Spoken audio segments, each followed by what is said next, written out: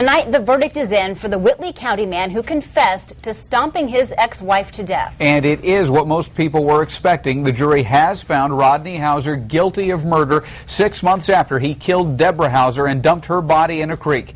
News Channel 15's Janice Allen has been following this dramatic case, and she is in news control with the latest.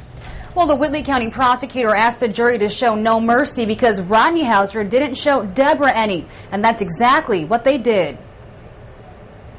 Rodney Houser bowed his head as he left the courthouse just moments after being convicted of murder. I think it was fair. I think justice is served. 3 days of dramatic testimony came to a head after 4 hours of deliberation.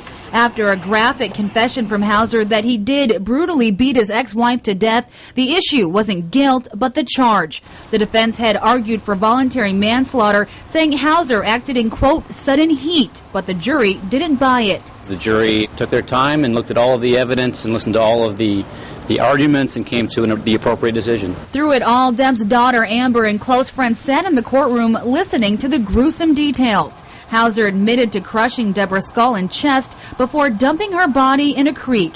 As the verdict was read, some hugged and others cried. I'm happy for us, for the family, that it just seems like justice is going to be done this time. Doesn't always come out that way. But Deb's friend of 25 years, Elaine Tuttle, knows there are no real winners. She's lost a friend, and the Houser's 10-year-old son, Garrett, essentially lost 2 parents. I think having a verdict there that we wanted helps a little bit. It can't bring her back, but having that verdict there does help.